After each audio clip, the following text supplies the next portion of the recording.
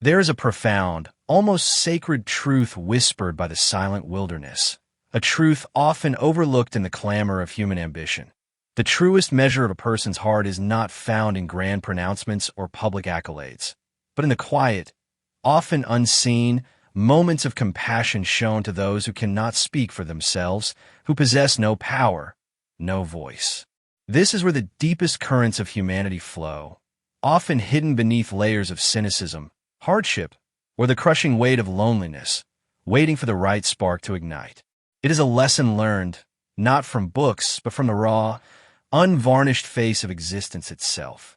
Elias, a man whose name echoed the ancient mountains he called home, was carved from the very rock and ice of the frontier. 70 years had etched lines deep into his face, mapping a lifetime of harsh winters, solitary dawns, and battles fought not with men, but with the relentless indifference of nature. His hands, gnarled and strong, told tales of axes swung, traps set, and fires tended. He was a relic, a ghost of a bygone era, living in a cabin perched precariously on a ridge, miles from the nearest whisper of civilization. Decades of reclusion had hardened him, yes, like the ancient pines that defied the bitterest gales, but underneath that rugged exterior, a profound loneliness had begun to soften the edges of his soul. It wasn't a sentimental softness, but a quiet ache, a yearning for connection that he rarely acknowledged, even to himself. The vast, silent wilderness was his only companion, and often it felt like a cruel mirror reflecting his own isolation, a stark reminder of the bonds he had let slip away over the long, unforgiving years. It was on a bitter Tuesday, when the air itself seemed to splinter into icy shards, that Elias found them. He was tracking a deer, its faint prints almost swallowed by the relentless snowfall, when a flicker of movement, incongruous against the white expanse, caught his eye. Huddled together, a pathetic tangle of fur and bone, were a pack of dogs. Not wild wolves, but domestic canines, their breeds hinting at purpose and training now long lost. 6 of them, half frozen, pressed against a snow-drifted trail, their bodies trembling violently, each breath a visible plume of desperate hope. Their eyes, wide and luminous in the muted light, weren't accusatory. They were simply begging. A plea so ancient, so raw, it cut through Elias's practiced stoicism like a hot knife through ice. They were voiceless, yes, but their suffering spoke volumes, a symphony of desperation playing out against the silent, indifferent backdrop of the snow-covered peaks. Elias paused, his own breath misting in the frigid air. His mind, honed by survival, immediately cataloged the facts. His cabin was small, his larder lean, his firewood dwindling. To take on even one dog was a burden. To take on 6 felt like a death sentence for them all, for him. The wilderness demanded hard choices, and often those choices meant turning away from suffering you couldn't alleviate, preserving what little you had. But something in those eyes, a flicker of pure, unadulterated terror mixed with a fragile, almost impossible hope. It resonated with a part of Elias he thought long dead. He saw not just dogs, but echoes of his own past, of forgotten comrades, of the vulnerable ones he hadn't been able to save. The loneliness that had softened him now demanded action. He couldn't leave them. He wouldn't. The decision, though costly, was made in the deepest chamber of his heart, a chamber that had just begun to thaw. With a grunt that was half resolution, half despair, Elias moved. He knelt, slowly, so as not to spook them, extending a hand, palm open. One of the dogs, a lean German shepherd mix with intelligent, weary eyes, whined softly, a sound that tore at something deep within him. He started with the smallest, a scruffy terrier-like dog, no bigger than a rabbit, its fur matted with ice. He scooped it up, the tiny body surprisingly light, yet heavy with the chill of near death. He cradled it close, feeling the tremors, the faint beat of its heart against his chest, a fragile rhythm against the vast silence. Then another, a larger hound, its legs too weak to stand. One by one, he ferried them. It was a slow, arduous procession, back and forth through the deepening snow, his old bones protesting with every step, his lungs burning with the cold air. Each trip brought a new dog closer to the warmth, a new life clinging to his rugged frame, a new burden he willingly accepted. He didn't know their history, didn't care about the origins of their plight. All that mattered was the present moment, the desperate fight against the encroaching cold, the simple act of choosing life over abandonment. Finally, the last shivering creature was carried through the narrow doorway of his cabin. The small space, usually filled only with the scent of pine, smoke, and solitude, now teemed with the panting, whimpering forms of 6 starving animals. Elias moved with a quiet urgency, his fatigue forgotten in the face of their immediate need. He stirred the embers of his dying fire, coaxing them back to life with dry kindling, until a roaring blaze filled the hearth, casting dancing shadows on the rough-hewn walls. He tore strips of dried venison, precious reserves he had been saving for himself, and mixed them with a little melted snow, offering the meager gruel to each dog in turn. They ate slowly at first, cautiously, then with a ravenous desperation that spoke of days, perhaps weeks, without sustenance. He watched them, a strange warmth spreading through his chest, a feeling he hadn't known in decades, a sense of purpose rekindled. The night was a blur of tending. Elias stoked the fire endlessly, ensuring the warmth didn't falter, his own sleep a distant memory. He offered sips of water, changed their positions, murmuring soft, unintelligible words that seemed to soothe their raw nerves. He saw their wounds, the patches of frostbite, the gauntness of their frames, and a quiet fury simmered within him at the cruelty that had left them to this fate. As the hours crawled towards dawn and the blizzard outside raged with renewed ferocity, he sat by the fire, a worn blanket draped over his shoulders, the dogs scattered around him, some already sleeping fitfully. It was then that the weakest of them, the small terrier-like dog he had carried first, stirred. It was still trembling, but with a different kind of energy now. It struggled to its feet, its thin legs wobbling, and slowly, deliberately, it pressed its shivering body against Elias's leg. Then, with a strange, almost urgent whine, it nudged his hand.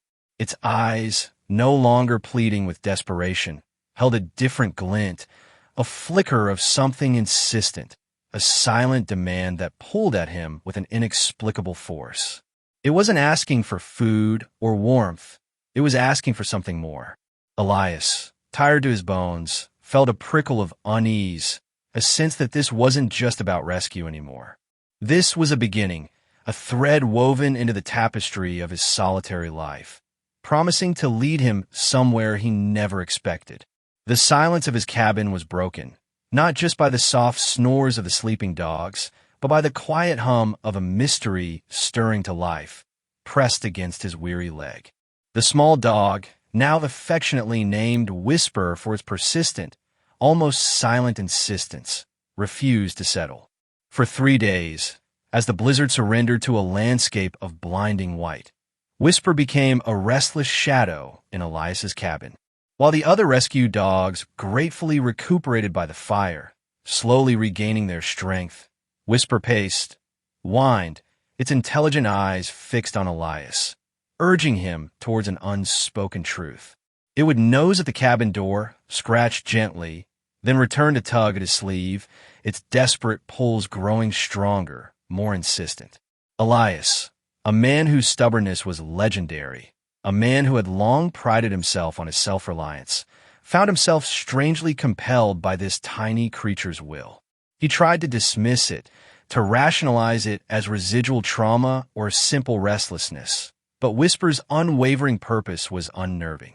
It felt less like a request and more like a silent command, a plea he couldn't ignore after bringing them all from the very brink of death. The weight of his own compassion now seemed to demand something more of him. Finally, a grudging sigh, heavy with resignation and curiosity, escaped Elias's lips. "All right, you little devil," he rasped, his voice raw from disuse, pulling on his heavy coat, lacing up his snow boots, and grabbing his old rifle out of habit. "Lead the way." But if you're just chasing shadows or a phantom rabbit, we're turning back. Whisper's tail, which had been drooping with frustration, gave a sudden, energetic thump against the floor.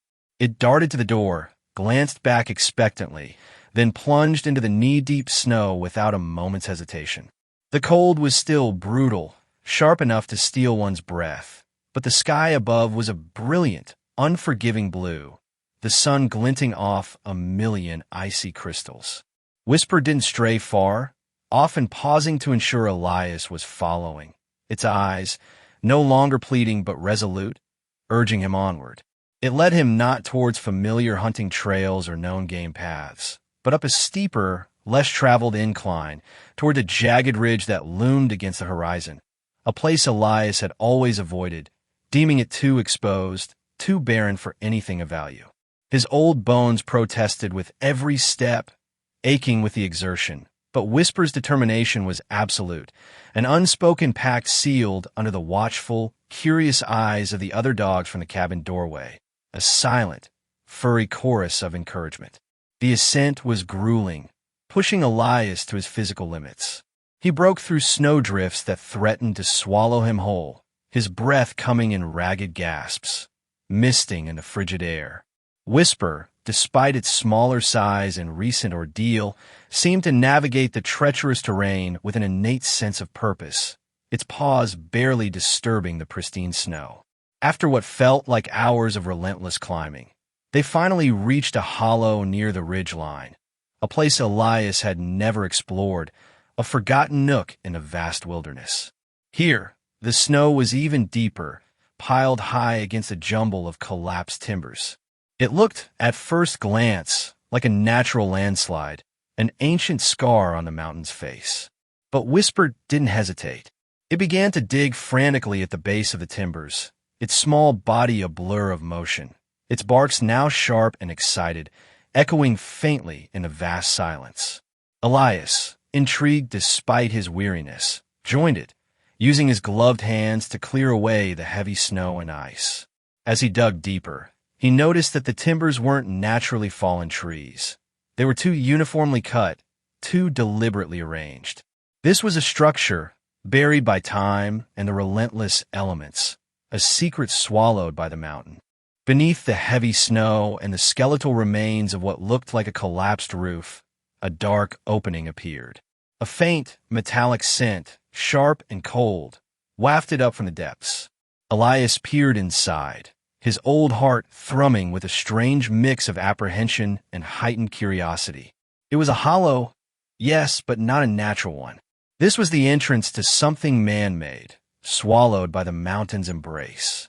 He widened the opening enough to squeeze through, Whisper darting in ahead of him, disappearing into the gloom. The air inside was frigid, still, and thick with the dust of decades. His eyes adjusted slowly to the profound darkness, gradually revealing a cramped, subterranean space. It was the remains of an old military outpost, long abandoned, perfectly preserved by the extreme cold and the collapsed timbers that had sealed it off from the world, a time capsule of forgotten history. Against one wall, neatly stacked and covered in a thin layer of frost, were wooden crates. Crates of sealed documents, their labels faded but still legible, hinting at classified operations, at secrets kept for generations.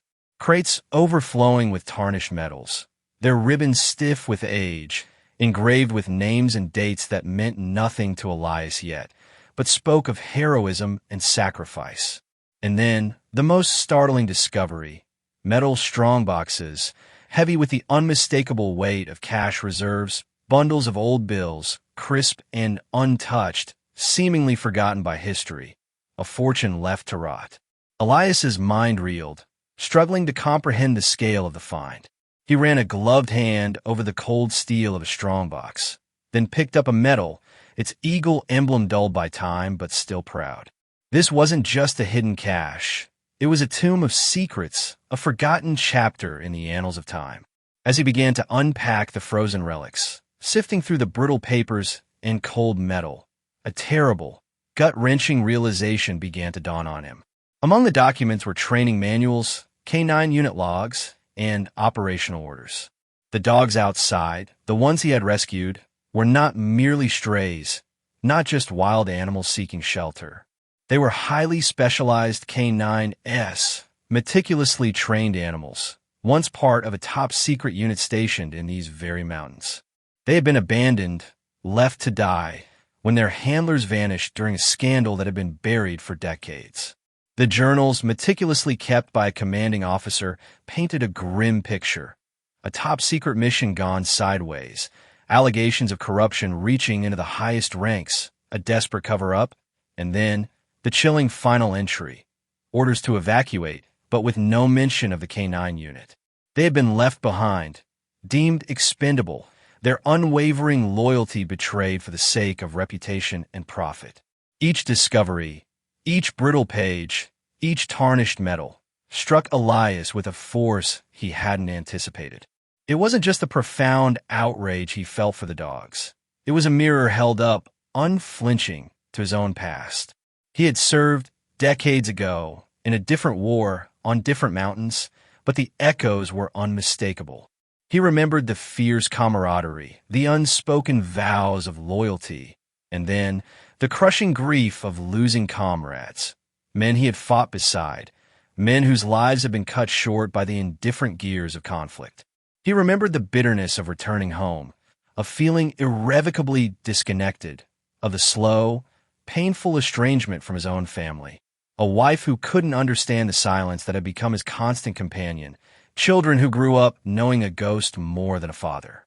He had retreated to these mountains, building walls around his heart, letting bonds slip away, just as these soldiers had callously abandoned their K9s. The loyalty of the dogs, their unwavering devotion, even in the face of such profound betrayal and abandonment, became a searing indictment of his own failures, the profound and enduring bonds he had allowed to wither and die in the barren landscape of his self-imposed solitude. The tension in the cold air of the outpost was palpable, thick with the weight of forgotten history and personal regret, the ghosts of betrayal swirling around him. Elias spent hours, the beam from his headlamp cutting through the gloom, poring over the faded ink. He pieced together the truth from fragmented journals and official orders, a story of betrayal and corruption that reached high into the ranks, a conspiracy that left these loyal animals to perish in the wilderness while others profited in silence, their secrets buried beneath the snow and forgotten by the world. The names, the dates, the coded references, they all painted a horrifying picture of callous disregard for life, human and animal. He felt a profound, almost visceral outrage, a burning anger at the injustice, at the sheer inhumanity of it all. How could men abandon such faithful companions? How could they betray the very essence of trust? He finally emerged from the hollow, blinking against the harsh glare of the setting sun, his mind reeling from the weight of what he had found. Whisper sat patiently at the entrance, a silent sentinel, its purpose fulfilled. Elias stood there, alone in the vast, unforgiving snowscape, utterly torn between the white-hot outrage at the cruelty he had uncovered and a profound, almost spiritual awe at the unbroken loyalty of these animals who had endured despite everything. They had suffered, starved, nearly frozen, yet one of them had led him, with unwavering faith, back to the source of their abandonment, perhaps seeking not revenge, but simply recognition, a voice for their forgotten handlers. The irony was devastating. The dogs, meant to protect men, had become the keepers of their secrets, and their loyalty had outlasted their master's honor. As dusk painted the peaks in hues of purple and gold, Elias began the long, slow descent back to his cabin, the heavy weight of the strong boxes and documents in his pack a stark contrast to the lightness he felt in his spirit. He wasn't sure what he would do with the money, or the medals, or the damning evidence. Perhaps he would expose the truth, perhaps he would simply keep it buried. But as he pushed open the cabin door, the warm glow of the fire beckoning, he saw the rescued dogs gathered around the hearth, their eyes bright, their bodies stronger. His heart, long hardened by loss and solitude, began to thaw in a way it hadn't in decades. He realized, then, that while the money and the forgotten relics might change his circumstances, might even offer a chance at a different future, it was the dog's survival, their incredible resilience, and their unbroken, unquestioning loyalty that had truly shocked his life into meaning again. They were not just animals he had saved. They were the catalysts for his own redemption, silent guides leading him back from a wilderness of the heart. True change, the kind that reshapes the very contours of a soul, rarely announces itself with a thunderclap. More often, it arrives on quiet pause, in the gentle nudge of a cold nose, or the steady gaze of eyes that have seen too much. For Elias, back in his cabin, the heavy pack of forgotten history resting by the door, the transformation wasn't a sudden revelation, but a slow, deliberate thaw. The fire crackled, casting long, dancing shadows that seemed to whisper tales of old, but the air inside was different now. It was no longer just his air, filled with the ghosts of his past and the chill of his solitude. It was shared, vibrant with the soft breathing of the dogs, their bodies pressed close, their eyes reflecting the flames, and, for the first time in decades, a genuine warmth in Elias's own. The first days were a blur of practicalities, yet each action was imbued with a new purpose. He used some of the recovered cash, carefully peeling off the crisp, old bills to secure better food for his new companions, venturing down to the nearest outpost town for supplies he hadn't bought in years. The shopkeeper, a grizzled man named Jed, barely recognized the glint in Elias's eyes, a spark that had been absent for as long as anyone could remember. Elias bought sacks of high-quality kibble, sturdy leashes, warm blankets, and even a few squeaky toys, items that felt alien in his rough hands but brought an undeniable joy to his new family. He returned to the cabin not just with provisions, but with a renewed sense of belonging, a connection to the world he had so fiercely rejected. Whisper, the small dog who had led him to the hidden outpost, remained his most constant shadow. It was Whisper who would rest its head on his knee as he meticulously cleaned the tarnished metals, each one a silent testament to bravery and sacrifice. Elias, with his calloused fingers, carefully wiped away the grime, revealing the names and ranks etched into the metal. He spent hours poring over the brittle documents, piecing together the fragmented story of a unit abandoned, a scandal buried, and the loyal K-9S left to face an unforgiving mountain. The outrage still burned, a low, persistent ember in his gut, but it was tempered now by something else, a fierce protectiveness for these descendants of the betrayed, and a quiet resolve to honor their forgotten legacy in his own way. He never sought to expose the scandal, to drag the names of the corrupt into the harsh light of public scrutiny. The mountains had taught him that some wounds were too deep to simply rip open, and that justice sometimes found its truest form in quiet remembrance. Instead, Elias began to build. He repaired the crumbling sections of his cabin, making it more secure, more comfortable for its expanded inhabitants. He fashioned a large, communal bed near the hearth, where the dogs could pile together, a furry, breathing testament to survival and resilience. He spent hours training them, not in the harsh military drills of their ancestors, but in the gentler arts of companionship. Fetch, heel, stay. Each command a soft whisper, each obedient response a balm to his lonely heart. He learned their individual personalities, the playful exuberance of one, the quiet wisdom of another, the watchful protectiveness of a third. They were no longer just the dogs. They were his pack, his family, the living embodiment of the loyalty he had once seen as a weakness, now recognizing it as the greatest strength.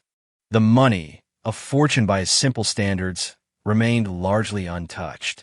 Elias used it sparingly, thoughtfully. It bought the dogs what they needed, ensuring their comfort and health. It allowed him to repair his old snowmobile, making winter treks for supplies easier. But he never splurged, never flaunted, never allowed it to dictate his life. The true treasure wasn't the currency, but the catalyst it had been, the key that had unlocked a deeper understanding of himself and the world around him. The metals, However, he treated with reverence. He built a small, unassuming shelf by his fireplace, not for himself, but for them. Each medal, each document, was placed with care, a silent memorial to the forgotten soldiers and their canine companions. It was a private act of remembrance, a way to honor the past without being consumed by its bitterness. His days took on a new rhythm, no longer driven by the relentless cycle of survival alone. They were now punctuated by shared walks through the snow-laden woods, the joyful chaos of play, and the quiet comfort of their collective presence.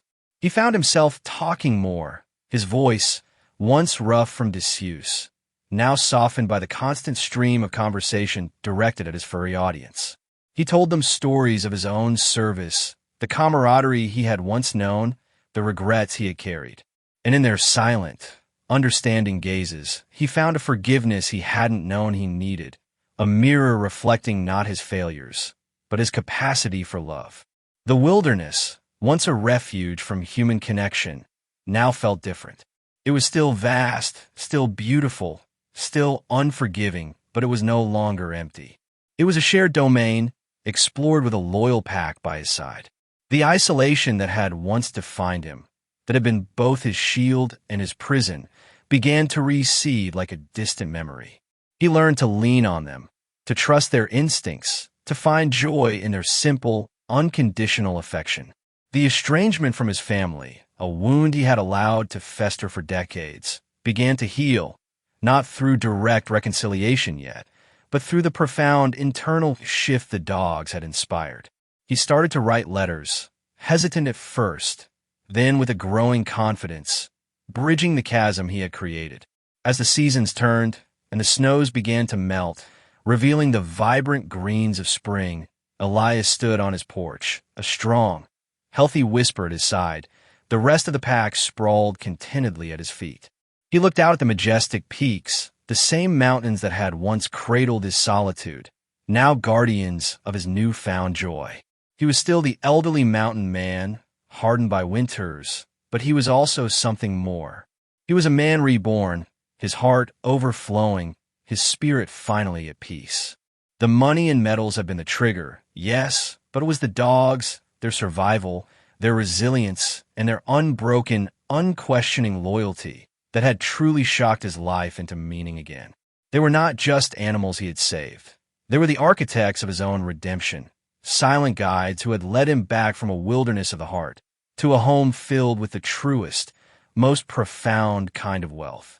The true measure of a life, perhaps, isn't found in its grandest triumphs or its most devastating losses, but in the quiet, enduring moments that follow, when the dust settles and the spirit is tasked with rebuilding. For Elias, that spring morning on his porch, watching the world awaken, was not an ending, but a profound beginning. The wilderness, once a mirror reflecting his solitude, now seemed to hum with a shared vitality, a symphony of life he was finally attuned to. His heart, once a fortress against sorrow, had softened, not into weakness, but into a reservoir of immense, quiet strength. The seasons cycled, and with each turning leaf, each falling snowflake, Elias's new life solidified. The cabin, once a solitary refuge, now pulsed with warmth and movement. The dogs, his loyal pack, were no longer just survivors he had rescued. They were the very architecture of his days, the rhythm of his breath. Whisper, ever the quiet leader, remained his shadow, a constant, reassuring presence. But each dog had carved its own niche in his heart, each a distinct note in the melody of his new existence. There was Boulder, the stoic one, whose deep rumble was a comfort on cold nights. Shadow, the agile hunter, whose silent movements through the woods mirrored Elias's own. And Luna, the affectionate one, whose gentle nudges demanded attention and offered unconditional love. They were a motley crew, remnants of a forgotten unit. Yet together they formed an unbreakable whole, a testament to resilience and the enduring power of connection. Elias's routine, once dictated by the stark necessities of survival, now revolved around his pack. Mornings began with a joyful chaos, of hungry mouths and wagging tails, followed by long, purposeful treks into the mountains. He taught them new commands, not for military precision, but for the simple joy of shared understanding. "Stay," he would whisper, and they would wait, their eyes fixed on him with unwavering trust. "Come," and they would bound back, their exuberance infectious. The mountain trails, once traversed in grim solitude, were now alive with the patter of paws, the excited barks, the shared wonder of discovering a fresh deer track or the scent of a distant bear. He found himself laughing more, a deep, rumbling sound that had been absent from his life for decades, startling even himself with its unfamiliar warmth. The recovered treasure, the crisp bills and tarnished metals, remained a quiet presence, a reminder of the past, but no longer its master. Elias continued to use the money sparingly, ensuring his pack lacked for nothing. Trips to Jed's store became less about the transaction and more about the brief, unspoken connection. Jed, with his weathered face and knowing eyes, saw the change in Elias, the subtle softening around the edges, the light that had returned to his gaze. They didn't speak of the dogs much or the mysterious change, but a silent understanding passed between them, a recognition of a soul reawakened. Elias would buy extra bags of kibble, sturdy leashes, and once a vibrant red collar for Luna, a small indulgence that spoke volumes. Back in the cabin, the medals still held their place on the unassuming shelf, a silent memorial. Elias would often sit by the fire, the dogs curled around him, and trace the names etched into the cold metal. He'd read snippets from the old journals, the words of forgotten soldiers, their hopes and fears preserved in fading ink. The outrage he'd initially felt at their betrayal had matured into a profound sense of responsibility. He couldn't right the wrongs of the past, couldn't bring back the lost handlers, but he could ensure their K-9 companion's legacy lived on, honored and cherished. He saw himself, in a way, as the last guardian of their story, a quiet chronicler in the heart of the wilderness. His own past, the shadows of his service years, the comrades lost, the estrangement from his family, these memories still visited him, but their grip had loosened. They were no longer haunting specters, but threads in the rich tapestry of his life. The dogs, in their unquestioning loyalty, had shown him the true meaning of forgiveness, not just for others, but for himself. He saw his own failures not as endpoints, but as painful lessons that had ultimately led him to this profound connection. He continued to write letters to his family, slow and halting at first, but with each word, a piece of the chasm he had created began to fill. He didn't expect immediate reconciliation, but he understood now that the first step towards healing the world outside was to heal the world within. The mountain itself seemed to respond to his transformation. Its vastness, once daunting, now felt like an embrace. Its harsh beauty, once a reflection of his own hardened spirit, now seemed to whisper tales of enduring strength and quiet resilience. He learned to read its signs with an even deeper reverence, understanding its rhythms, its moods. He was no longer just a dweller in the wilderness. He was a part of it, intertwined with its ancient pulse, guided by the instincts of his pack. One crisp autumn evening, as the first stars pricked through the twilight sky, Elias sat on his porch, a steaming mug of tea warming his hands. Whisper lay curled at his feet, its head resting on his boot, a soft sigh escaping its lips. The rest of the pack was scattered nearby, their forms barely visible in the deepening shadows, but their presence a tangible comfort. He looked up at the Milky Way, a river of diamonds spilling across the velvet expanse, and a profound sense of peace settled over him. It wasn't the fleeting happiness of a momentary joy, but the deep, abiding contentment of a life truly lived, truly felt.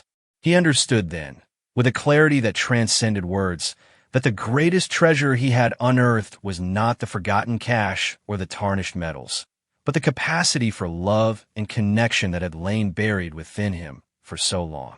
The dogs, these loyal, resilient creatures, had not just led him to a material fortune. They had led him back to himself. They had been the key, the catalyst, the living embodiment of a truth he had forgotten. That even in the deepest wilderness, even in the harshest solitude, the human heart yearns for connection, for purpose, for a pack. And when that yearning is finally met, when those bonds are forged, the world transforms, becoming a place not of isolation, but of boundless, enduring meaning. His life, once a quiet elegy, had become a vibrant, living song, sung in the company of his beloved, loyal companions.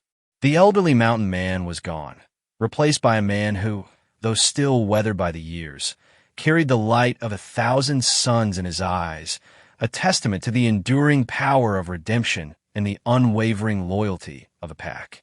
He was home, not just in his cabin, but truly, finally within his own heart.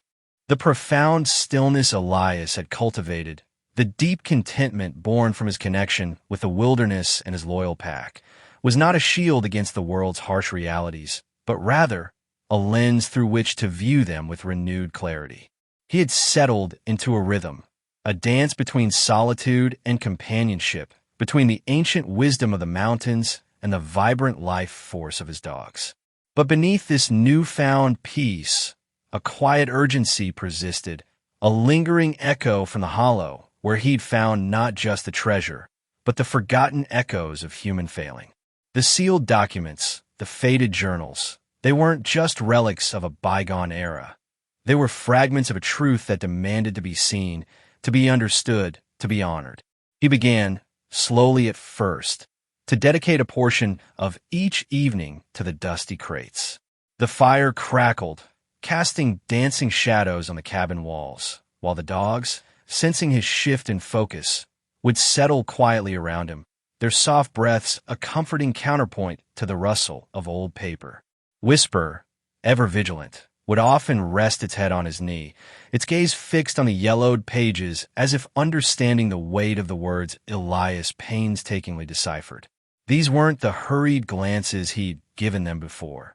This was a meticulous, almost reverent excavation of history. He donned his spectacles, their frames perched precariously on his nose, and with a kerosene lamp casting a warm glow, he plunged into the past.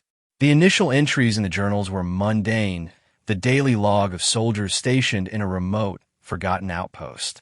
Weather reports, supply requests, the occasional lament about the isolation. But as Elias delved deeper, a darker narrative began to emerge, subtle at first, then increasingly overt. He found cryptic notations in the margins, coded messages scribbled between lines of official reports, and increasingly desperate pleas for help that seemed to go unanswered. The story wasn't just of abandonment. It was of a deliberate, calculated betrayal. He uncovered references to Project Chimera, a shadowy operation involving experimental reconnaissance and surveillance, utilizing highly trained canine units. The outpost wasn't just a remote station. It was a critical hub for this classified endeavor. Then came the chilling entries, discussions of diverted funds, falsified reports, and a growing unease among the soldiers about their mission's true purpose. One journal, belonging to a Captain Thorne, spoke of orders from above that made no sense, of equipment disappearing, and of their K9S, the very dogs Elias now sheltered, being deemed expendable assets if the operation went south. The words were a knife in Elias's gut. These loyal creatures, bred for service, were considered disposable pawns in a cynical game of power and profit. The pieces began to fall into place like shards of a shattered mirror. The scandal wasn't a simple oversight. It was a complex web of corruption woven by those who sought to benefit from the project's secrecy. Supplies meant for the outpost, including crucial provisions for the K9S, were being siphoned off and sold on the black market. The vanishing of the handlers wasn't an accident. It was a cover-up, a ruthless extinguishing of witnesses. The outpost, once a beacon of military purpose, had become a tomb of secrets, its inhabitants, both human and animal, left to perish in the unforgiving wilderness while others profited in silence. Elias could almost hear the wind howling through the hollow, not just with the sound of the mountain, but with the ghostly whispers of betrayal. Each discovery stoked a familiar fire within him, an old outrage that had once consumed him during his own service years. He remembered the sting of injustice, the frustration of bureaucratic indifference, the ache of losing comrades to decisions made by men far removed from the battlefield. But this time, the anger was different. It wasn't the raw, destructive fury of his youth. It was a cold, righteous indignation, tempered by the wisdom of age and the profound love he now held for the very dogs who were living proof of this historical cruelty. He would look at Whisper, at Boulder, at Shadow and Luna, curled peacefully by the fire, and a wave of protectiveness would wash over him. They had endured unimaginable hardship, betrayed by the very humans they were sworn to serve, yet their loyalty remained unbroken, their capacity for love undiminished. The medals, once symbols of honor, now felt heavy with irony. They were awarded to men who had served a system that had ultimately abandoned them. Elias would hold them, turning them over in his calloused hands, the cold metal a stark contrast to the warmth of the living, breathing loyalty at his feet. He saw in these forgotten artifacts a mirror to his own past regrets. Had he, too, been too quick to abandon his own bonds, his own family, when the pressures of life became too great? Had he, in his self-imposed exile, inadvertently mirrored the very abandonment he now condemned? The thought was a searing one, but it propelled him forward, urging him to understand, to witness, to ensure that this injustice, though decades old, would not remain buried forever. The tension in the cabin, though unspoken, was palpable. Elias's evenings were no longer just about quiet contemplation. They were an intense intellectual and emotional battle. He meticulously cross-referenced dates, names, and events, piecing together a timeline of deceit. The more he read, the more he understood the sheer scale of the deception, the cold calculation that had led to so much suffering. He saw the faces of the soldiers in his mind's eye, imagined their growing despair, their final, futile stand against the elements and the betrayal from within. And always, always he thought of the dogs, their unwavering devotion in the face of such profound human failing. He found official orders, stamped and signed, detailing the deactivation of the outpost, citing unforeseen complications and resource reallocation. But the accompanying private notes, scrawled by Captain Thorne, painted a vastly different picture, a deliberate withdrawal of support, a cutting of communication lines, a cynical sacrifice. The dogs, Thorne wrote in his final entry, were the only true soldiers left. This realization, the sheer depth of human depravity contrasted with the purity of animal loyalty, became a profound, almost spiritual awakening for Elias. He was no longer just a recluse, a survivor. He was a keeper of secrets, a reluctant historian, burdened with a truth that transcended personal pain and touched upon the very fabric of justice. The peace he had found was not shattered, but deepened, becoming more complex, more purposeful. He understood now that healing was not just about finding personal solace, but about facing uncomfortable truths, about bearing witness, and about honoring the forgotten.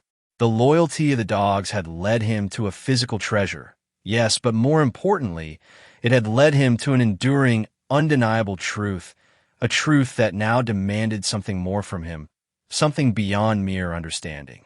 It demanded a legacy. The demand for a legacy wasn't a whisper anymore. It was a roar in Elias's ears, echoing the howling winds outside his cabin, a profound resonance with the storm within his own soul. He had pieced together the fragments, seen the faces of betrayal in the yellowed ink, felt the cold weight of injustice settle heavy on his chest. The peace he'd found was now a crucible, forging a new purpose from the ashes of old regrets, tempering his solitude with a fierce, unwavering determination. He spent the following nights consumed by the documents, his calloused fingers tracing the faded script, his eyes burning under the dim glow of the kerosene lamp. The initial shock had given way to a methodical, almost surgical dissection of the past. He wasn't just reading. He was witnessing, each word a step deeper into the cold, calculated heart of a decades-old betrayal. The journals of Captain Thorne became his guide, a ghostly voice narrating the slow, agonizing descent of an outpost abandoned, not by oversight, but by design. Thorne's later entries were not just reports. They were desperate pleas, then grim predictions, and finally, a chilling testament to the moral rot that had consumed their mission. He wrote of direct orders to cease all communications, of supply drops mysteriously rerouted, of the chilling silence that followed their increasingly frantic requests for aid. The Project Chimera wasn't just experimental. It was a black-budget operation, a clandestine venture so sensitive that its failure, or perhaps even its success, demanded absolute, untraceable discretion. And the K9s, these magnificent, loyal animals, were not merely assets. They were living proof of the project's existence, their very lives a liability. Thorne's final entry spoke of a forced march, a last-ditch attempt to find help, only to be ambushed by forces unknown. Leaving the dogs behind, presumed dead, their handlers vanished into the unforgiving wilderness, swallowed by a conspiracy far larger than any of them could comprehend. Elias would look up from the damning pages, his gaze falling upon Whisper, curled peacefully at his feet, or Boulder, snoring softly by the hearth, and a wave of nausea would wash over him. These were the descendants, the living echoes of those K9s, abandoned to freeze and starve, their unwavering loyalty rewarded with the cruelest form of neglect. The contrast was a physical ache in his chest, the boundless devotion of the animals against the bottomless depravity of human greed. The medals, once glinting with the false promise of honor, now felt like lead in his hands, symbols of a system that had devoured its own. He saw his own reflection in the tarnished bronze, not just his weathered face, but the scars of his own past service, the bitterness of bureaucratic indifference that had driven him from the world. He had lost comrades, too, not to direct betrayal in the mountains, but to the cold, impersonal machinery of war and the subsequent silence of a society that quickly forgot its heroes. His estrangement from his family, a self-imposed exile born of grief and frustration, felt like another echo, another abandonment. Had he, in his own way, mirrored the very cruelty he now condemned by severing the bonds that mattered most? The thought was a searing indictment, yet it was also a catalyst, propelling him toward a clarity he hadn't known in decades. The tension in the cabin, though unspoken, was a living entity coiling around Elias with each page he turned. He felt the weight of history, not as a detached observer, but as a reluctant inheritor. The money, the sealed documents, the medals, they were not just artifacts. They were a trust, a secret kept for too long, now demanding to be revealed. He began to see the faces of the soldiers in his mind's eye, imagined their growing despair, their final, futile stand against the elements and the betrayal from within. And always, he thought of the dogs, their unwavering devotion in the face of such profound human failing. He found official orders, stamped and signed, detailing the deactivation of the outpost, citing unforeseen complications and resource reallocation. But the accompanying private notes, scrawled by Captain Thorne, painted a vastly different picture, a deliberate withdrawal of support, a cutting of communication lines, a cynical sacrifice. The dogs, Thorne wrote in his final entry, were the only true soldiers left. This realization, the sheer depth of human depravity contrasted with the purity of animal loyalty, became a profound, almost spiritual awakening for Elias. He was no longer just a recluse, a survivor. He was a keeper of secrets, a reluctant historian, burdened with a truth that transcended personal pain and touched upon the very fabric of justice. The peace he had found in the wilderness was not shattered, but deepened, becoming more complex, more purposeful. He understood now that healing was not just about finding personal solace, but about facing uncomfortable truths, about bearing witness, and about honoring the forgotten. The loyalty of the dogs had led him to a physical treasure, yes, but more importantly, it had led him to an enduring, undeniable truth, a truth that now demanded something more from him, something beyond mere understanding. It demanded a legacy. He could not, would not, allow this story to remain buried. To do so would be another act of betrayal, another abandonment. He looked at the sleeping forms of Whisper, Boulder, Shadow, and Luna, their breaths soft, and even their trust absolute. Their survival, their unbroken spirits, were not just a miracle. They were a living testament, a silent plea for justice. He had spent his life running from the world, from the pain it inflicted, from the responsibilities he felt he couldn't bear. But here, in the heart of his solitude, surrounded by the warmth of a fire and the unconditional love of these creatures, he found a new courage. The money and medals might change his circumstances, but it was the dog's survival and unbroken loyalty that truly shocked his life into meaning again, imbuing him with a purpose far grander than he had ever imagined. He would speak for the voiceless. He would honor the forgotten. He would bring this truth to light, no matter the cost. His journey as a recluse had ended. His journey as an advocate had just begun. His journey as a recluse had ended. His journey as an advocate had just begun. The words resonated in Elias's mind. A new mantra whispered by the crackling fire, echoed by the soft breathing of the dogs. But advocacy, he knew, was a different beast entirely from solitude. It demanded a voice, a presence, a willingness to confront the very world he had spent decades escaping. The enormity of the task settled over him like a fresh layer of snow, chilling in its vastness. How does an old mountain man, a ghost to society, pierce the veil of a decades-old conspiracy, one that powerful forces had clearly worked tirelessly to bury? He had no connections, no influence, only a cabin full of damning papers and a pack of loyal, living testimonies. He spent the next days not just reading, but studying the documents, poring over every faded signature, every cryptic annotation. He was searching for a weakness, a crack in the armor of the cover-up, a name, a date, a detail that could serve as an anchor in the turbulent waters of truth.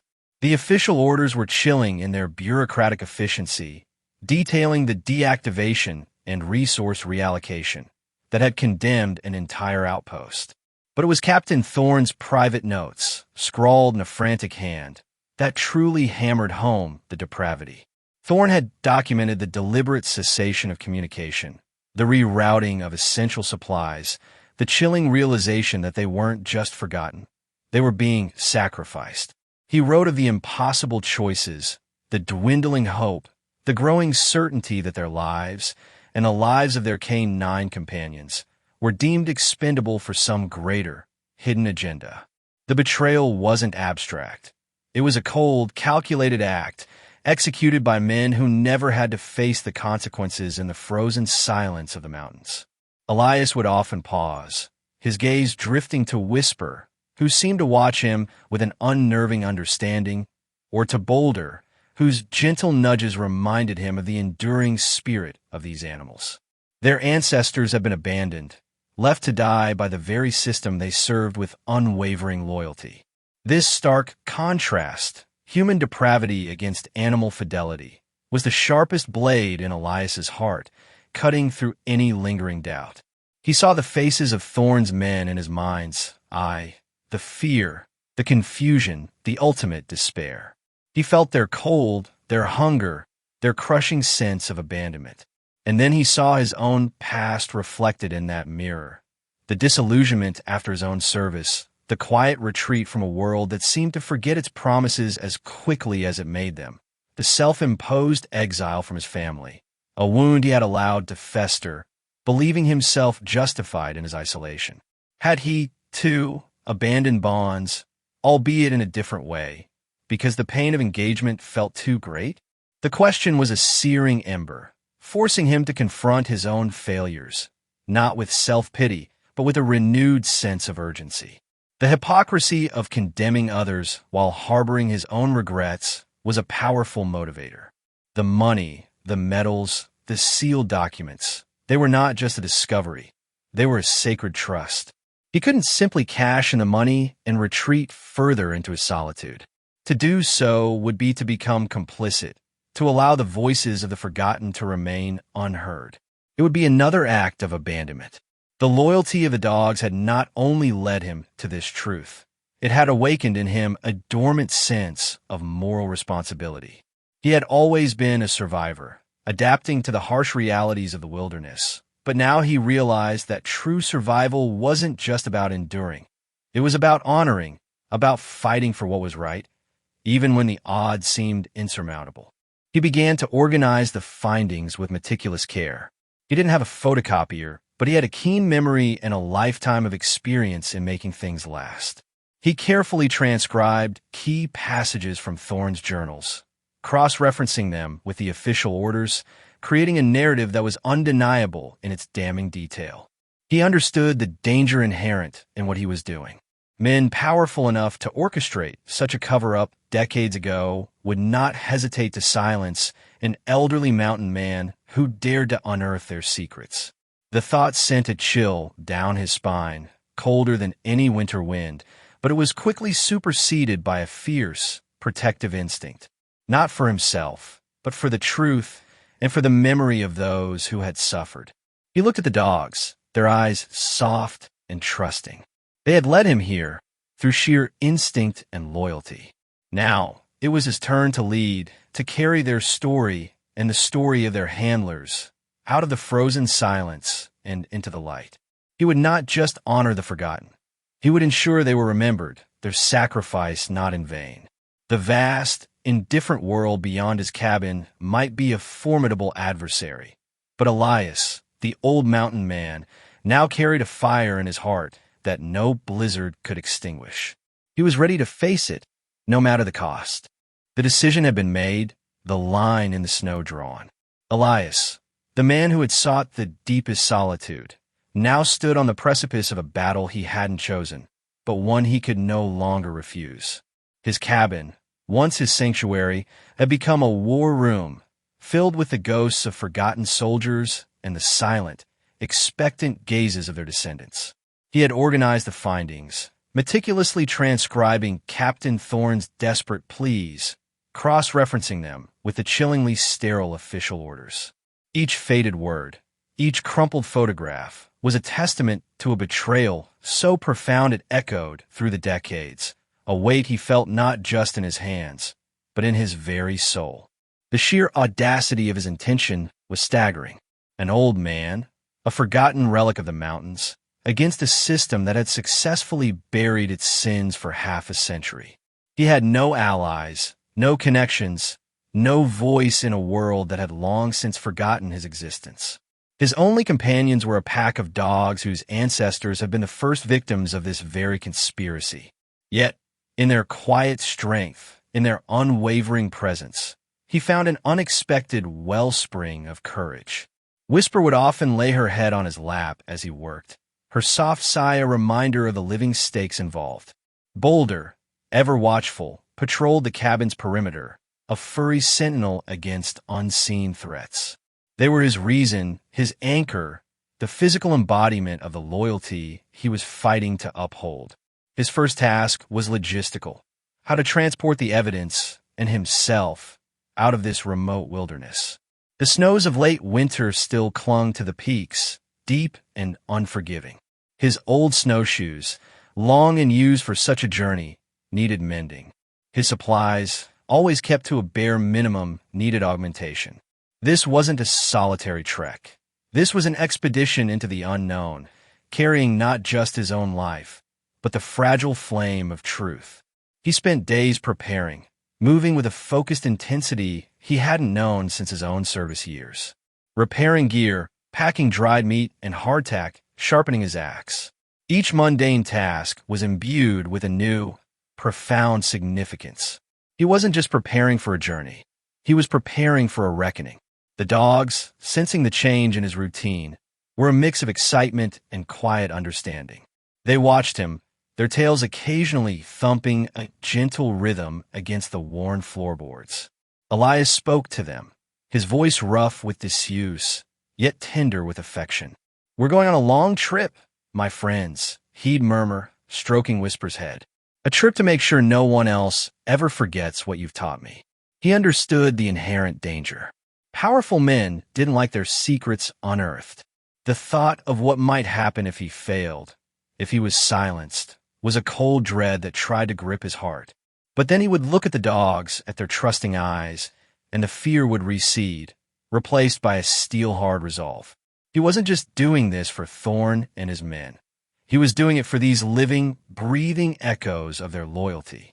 He was doing it for himself, too, to finally atone for his own retreats, his own silences.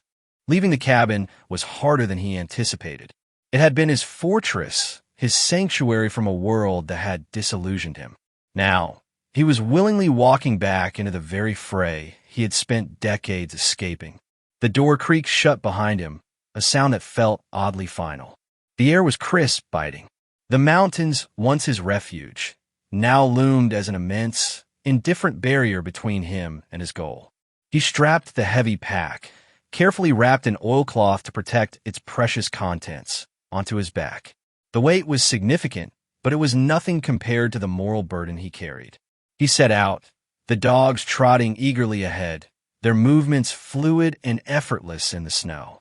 Whisper, always a step or two ahead, would pause and look back, as if ensuring he was still following. Boulder, with his powerful build, broke trail through deeper drifts, his broad chest pushing aside the snow.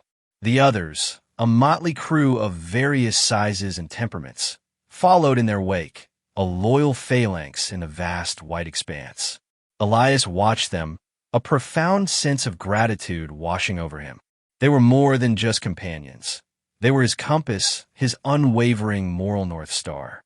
Their ancient instincts, honed by generations of survival in these very mountains, were now his guides.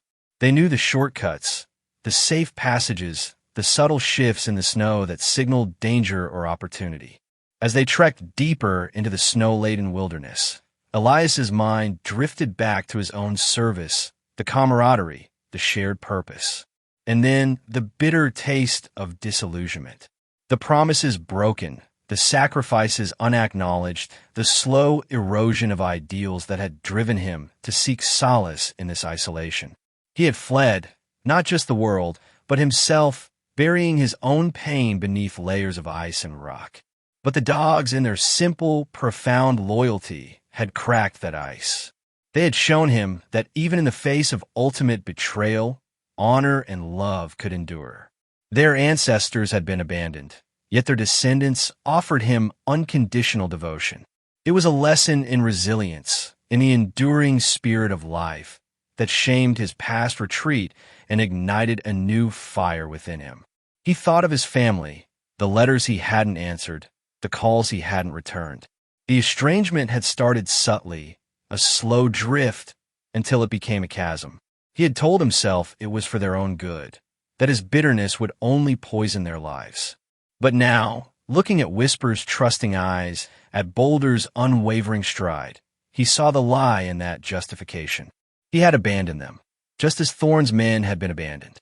His isolation, once a source of pride, now felt like a profound failure, a refusal to engage, to fight for the bonds that mattered. This journey, then, was not just about exposing a historical injustice. It was about reclaiming his own humanity, about finding a way back to connection, even if only with these animals. The days blurred into a grueling rhythm of walking, resting, and pushing forward. The cold was a constant companion, but it no longer felt like an adversary.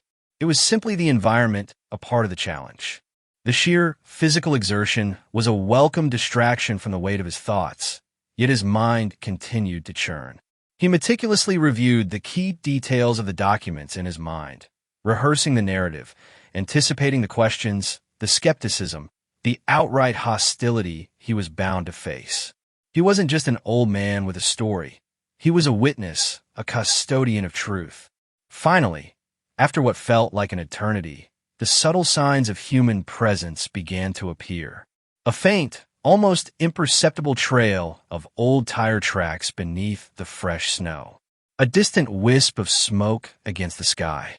The barely audible drone of a snowmobile. Elias felt a jolt of apprehension.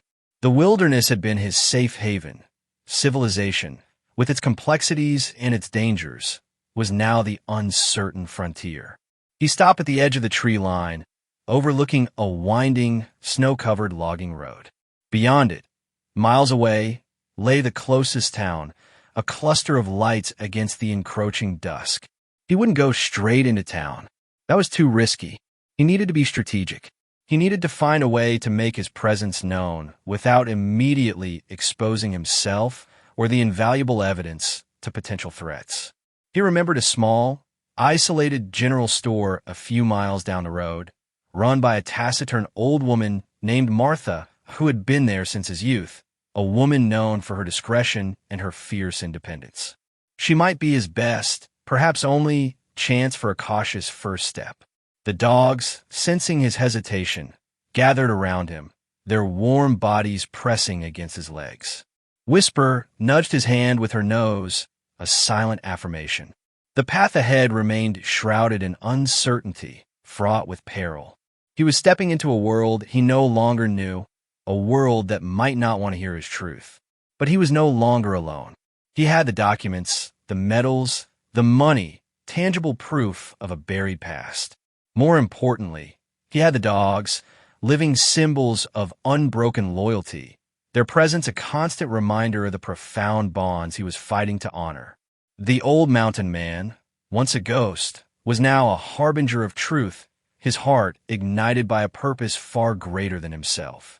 He took a deep breath, the cold air burning in his lungs, and stepped onto the logging road, his loyal pack trailing silently behind him. The first move had been made. The battle for justice and for his own redemption had truly begun. The logging road stretched ahead, a ribbon of packed snow cutting through the silent forest, leading Elias not just to a destination, but to a precipice. With every step away from the wilderness, the comfortable shroud of solitude began to fray, replaced by a raw vulnerability he hadn't felt in decades. His heart, long accustomed to the quiet rhythm of the mountains, now beat with a nervous anticipation, a drum against the silence. The dogs, however, seemed to embrace the change.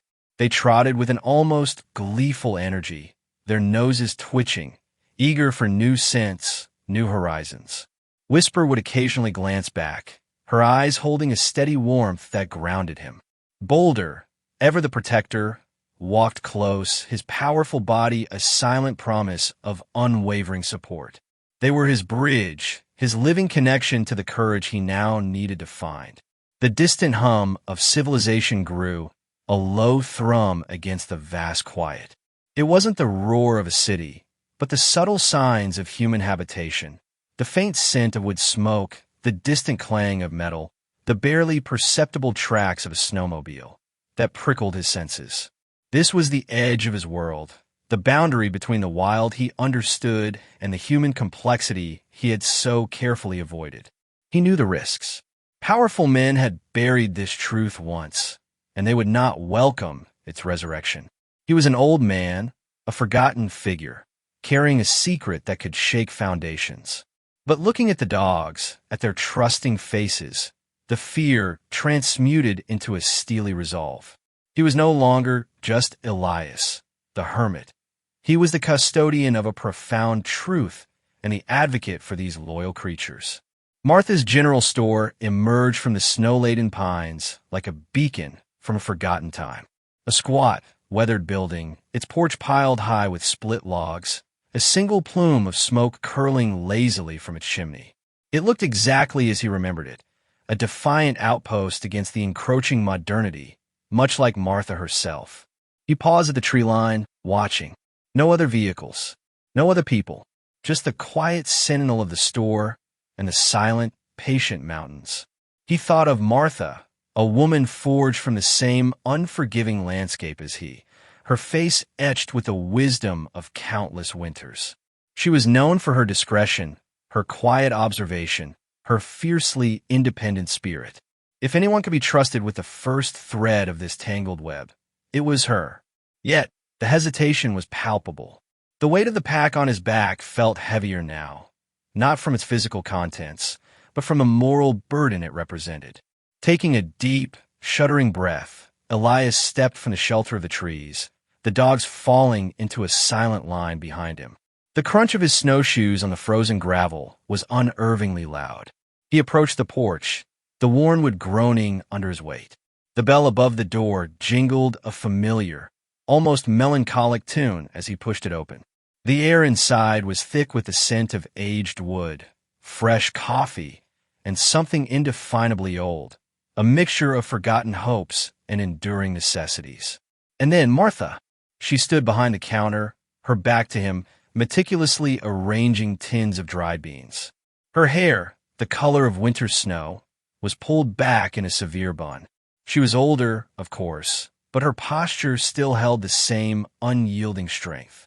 She turned slowly, her eyes, sharp and clear like chips of glacial ice, met his. There was no flicker of surprise, no gasp of recognition, just a slow, assessing gaze that seemed to peel back the layers of decades. "Elias," she stated, her voice a low rasp, as if she had expected him all along, as if his disappearance and reappearance were merely phases of the moon. The dogs, sensing the tension, had settled quietly at his feet, their eyes fixed on Martha. Whisper let out a soft whine, a sound of gentle inquiry. He nodded, unable to find his voice for a moment. The years had stripped him of small talk, of pleasantries. He was here for something far more profound. "Martha," he finally managed, his voice rough with disuse. I need your help." He didn't elaborate, didn't immediately present the proof. He knew Martha. She would need to see the depth of his need, the gravity of his purpose, not just the sensationalism of the discovery. He bought a few essentials: flour, coffee, a bag of dog biscuits, letting the mundane act mask the extraordinary weight of his visit. As he paid, his hand trembled slightly, not from cold, but from the enormity of the secret he carried. He looked at her, his gaze holding hers, trying to convey everything he couldn't yet say. The lost men, the betrayed animals, the decades of silence. Martha watched him, her expression unreadable. She tallied his purchases, her movements economical and precise. She saw the lines etched deeper on his face, the weariness in his eyes that went beyond physical exertion. She saw the pack of dogs, their unwavering devotion, a silent testament to a story yet untold. She had known Elias when he was a young man, full of a different kind of fire. She saw the embers of that fire now, rekindled by something profound. Finally, she pushed the change across the counter, her eyes still locked on his. "You don't come down from the high country for flour, Elias," she said, her voice quiet, but with an edge of knowing. "Not after all these years." It was an invitation, a challenge, a testament to her deep understanding of the mountain man's code. He took a breath, the cold air still clinging to his clothes, but a new warmth beginning to spread through his chest.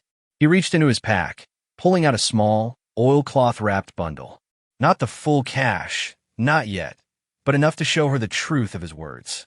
He unwrapped a faded military medal, its ribbon brittle with age, and a single, yellowed photograph of a young man in a uniform, his smile bright, his eyes full of hope. He laid them gently on the worn counter between them. "Martha," he said, his voice gaining strength, conviction, "I found something. Something that needs to be brought to light. Something that affects more than just me." His gaze flickered to the dogs, then back to her. "It's about loyalty and betrayal, and a debt that's long overdue." Martha picked up the medal, her fingers tracing the cold metal, her eyes fixed on the young man's face in the photograph. The silence in the small store stretched, pregnant with unspoken history. The first delicate thread of trust had been cast, suspended precariously between two solitary souls, while the loyal K9s watched, their silent vigil a testament to the profound forces now set in motion. Martha's fingers, gnarled and strong from years of hard work, traced the cold metal of the metal. Her gaze, which had seen so much of life's quiet tragedies and triumphs, lingered on the young man's face in the faded photograph. There was no theatrical gasp, no sudden exclamation, just a slow, deliberate absorption of the weight Elias had placed before her. Her eyes, usually so sharp and discerning, softened with a distant memory, a flicker of understanding that transcended mere facts. Elias watched her, every muscle in his body taut with anticipation, the vulnerability of his confession hanging heavy in the air. He had laid bare not just a discovery, but a piece of his soul, trusting her with a secret that had rattled the foundations of his solitary existence. The dogs, sensing the shift in the atmosphere, remained motionless, their eyes flitting between Elias and Martha, their silent vigil a testament to the profound forces now set in motion. He described, in a voice still rough but gaining strength with each unspoken word, the hollow in the snow, the collapsed timbers, the eerie silence of the forgotten outpost. He spoke of the crates sealed against time, holding not just forgotten treasure, but a forgotten history. He conveyed the shock of finding the documents, the medals, the cash reserves, and the slow, chilling realization that these were not just relics, but echoes of a profound betrayal. He didn't need to detail every journal entry or every military order. Martha, with her deep roots in this land and her keen perception, understood the implications. She understood the kind of men who would abandon loyal animals and their own comrades for profit, and the kind of silence that could bury such a monstrous act for decades. He spoke of the K9s, not just as animals, but as loyal soldiers left to freeze, their unwavering devotion a stark contrast to the human corruption that had condemned them. As he recounted the story, Elias felt the shame of his own past regrets resurface, the shadow of his service years, the comrades he had lost, the family he had estranged, the loyalty of his new companions. The very dogs who had led him to this truth became a mirror reflecting his own failures and the bonds he had allowed to slip away. Martha finally looked up, her gaze meeting his, and in her eyes Elias saw not judgment, but a deep, resonant understanding. He saw the same quiet fury that simmered beneath his own weathered exterior. She didn't speak, but her posture, the slight tightening of her jaw, communicated a resolve that needed no words. This wasn't just about money or military secrets. It was about justice, about the sanctity of life, about the unwritten code of the mountains that demanded respect for all creatures, especially those who gave their lives in service. She had known Elias when he was a young man, full of a fierce, unyielding sense of right and wrong. She saw that fire rekindled now, burning brighter than ever, fueled by the cold injustice he had unearthed. He watched as she carefully rewrapped the metal and photograph, her movements deliberate, almost ritualistic. The act was a silent promise, a commitment. She was not just accepting his story. She was accepting his burden, his quest. The silence stretched, not awkward, but profound, filled with the weight of shared history and a daunting future. Elias felt a relief so immense it almost buckled his knees. He was no longer alone in this. The years of self-imposed isolation, the quiet torment of his own conscience, began to recede, replaced by the warmth of a shared purpose. The dogs, sensing the shift from tension to a quiet accord, stirred slightly, Whisper letting out a soft, contented sigh. Boulder nudged his hand, a silent affirmation of their unwavering support. They had led him to this moment, to this alliance, and their loyalty remained the unwavering compass of his journey. Martha placed the bundle back on the counter. Her voice, when she finally spoke, was low, almost a whisper, but it carried the unshakable authority of the mountains themselves. "This ain't just history, Elias," she said, her eyes fixed on his. "This is a living wound." She understood the danger, the powerful men who would stop at nothing to keep their secrets buried. But she also understood the deeper imperative, the moral obligation to bring light to such darkness. She began to speak of old contacts, of people who still remembered the whispers, the rumors that circulated decades ago before they were silenced. She spoke of how to proceed with caution, how to ensure the evidence was protected, how to make sure their voices and the voices of the forgotten would finally be heard. Elias listened, his heart swelling with a mixture of hope and trepidation. The path ahead was fraught with peril, but he was no longer walking alone. Martha, with her quiet strength and deep knowledge of the world beyond his mountain sanctuary, was a formidable ally. The weight of the past, though still immense, now felt distributed, shared. He thought of the endless nights spent by the fire, haunted by the images of the freezing dogs, the forgotten soldiers, the betrayal that echoed through the hollow. Now, in the warm, wood-scented confines of Martha's store, a new kind of warmth began to spread through him, a thawing that went deeper than just the physical cold. It was the warmth of human connection, of shared conviction, of a purpose that transcended his own solitary existence. The simple act of sharing his truth had transformed his journey from a solitary quest for redemption into a shared mission for justice. He looked at the dogs, curled contentedly at his feet, their eyes soft and trusting. They were more than just rescued animals. They were the catalysts, the silent guardians of a truth that demanded to be told. Their unwavering loyalty had led him to this precipice, and their continued presence was the anchor that kept him grounded. The money and medals were mere objects. The true treasure was the reawakening of his own heart and the discovery that some bonds, even those forged in the cold silence of the wilderness, could be stronger than time and betrayal. As the late afternoon sun cast long shadows across Martha's dusty floor, Elias knew that the battle was far from over, but for the first time in decades, he felt ready to fight. He felt ready to face the world, not as a recluse haunted by the past, but as a man reborn, armed with truth, loyalty, and a newfound ally, ready to ensure that the forgotten voices of the mountains would finally be heard. The alliance was struck, the silent promise made, and the first steps towards an uncertain, dangerous, but profoundly necessary future had been taken. As Elias stepped out of Martha's store, the crisp mountain air, once a familiar adversary, now felt different, imbued with the weight of shared purpose and a nascent hope. The sun, dipping towards the western peaks, painted the snow in hues of orange and purple, a grandeur he had long taken for granted. The silence, usually a companion to his solitude, now felt pregnant with the unspoken alliance forged within. He wasn't alone anymore. The knowledge was a warmth that spread through his chest, pushing back the decades of cold isolation. The dogs, sensing the shift, walked closer, their bodies pressing against his legs, a living, breathing testament to the profound forces that had reshaped his world. Whisper, ever watchful, led the way, her steps light, her tail a slow, rhythmic sway. Boulder, the stoic protector, remained by his side, occasionally nudging his hand with a soft muzzle. The others followed, a quiet, devoted retinue. The journey back to the cabin was not just a physical trek. It was a passage through the landscapes of his own soul.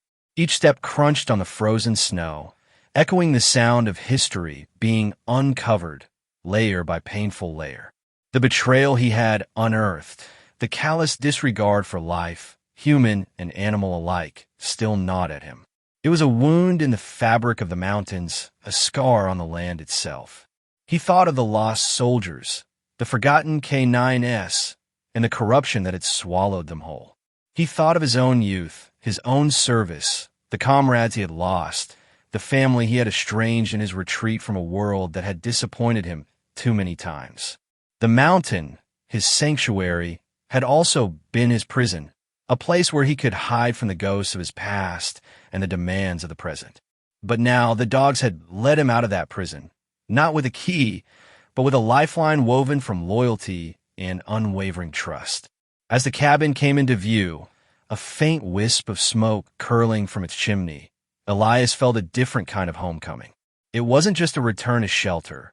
It was a return to himself, to a part of him he thought had long since frozen solid. He stoked the fire, the crackling flames dancing in the hearth, casting long, shifting shadows on the rough-hewn walls. The dogs, one by one, settled around the hearth, their eyes reflecting the golden glow, their soft breathing a comforting rhythm in the quiet cabin. He watched them, their forms silhouetted against the firelight, and a wave of profound gratitude washed over him. They were the architects of his awakening, the silent healers of his hardened heart. He fed them, each bowl filled with care, and watched as they ate with a quiet dignity, no longer the desperate, half-starved creatures he had found. Their survival was a miracle, a testament to an indomitable spirit that shamed the very human cruelty that had abandoned them. As he sat in his worn armchair, the warmth of the fire seeping into his bones, he reached out and without hesitation, laid her head on his lap. Her fur was soft, her presence a solid, comforting weight. He felt the steady beat of her heart against his hand, a rhythm of life that resonated deeply within him. The crates of documents, the medals, the stacks of forgotten cash, they were still there, hidden away, waiting for the day when their truth would be revealed. The money, enough to change his circumstances beyond anything he had ever imagined, seemed almost trivial now. It was a tool, a means to an end, but not the end itself. The medals, symbols of valor and sacrifice, were a stark reminder of what could be lost when integrity faltered. These were important discoveries, yes, critical pieces of a puzzle that demanded justice. But the true, unbelievable treasure, the one that had truly shocked his life into meaning again, wasn't found in a hidden hollow beneath collapsed timbers. It was found in the unwavering gaze of a rescued dog, in the gentle nudge of a cold nose, in the silent, profound connection that had blossomed in the heart of winter. He looked at the dogs, curled around the fire, a pack of loyal souls who had endured unimaginable hardship. Their loyalty, their capacity for unconditional love, had become a mirror to his own failures, but also a beacon for his redemption. They had shown him that even in the face of the darkest betrayal, some bonds remained unbroken. They had led him not just to a forgotten outpost, but to a forgotten part of himself. They had chipped away at the ice around his heart, piece by agonizing piece, until the warmth of human and animal connection could finally seep in. Decades of solitude had built walls around him, brick by brick, against the pain of loss and the sting of regret. He had convinced himself he was content in his isolation, that the mountains were all the company he needed. But the desperate eyes of those freezing dogs had shattered that illusion. They had begged for mercy, and in granting it, he had unknowingly granted it to himself. The act of compassion, simple and profound, had cracked open the shell of his self-imposed exile.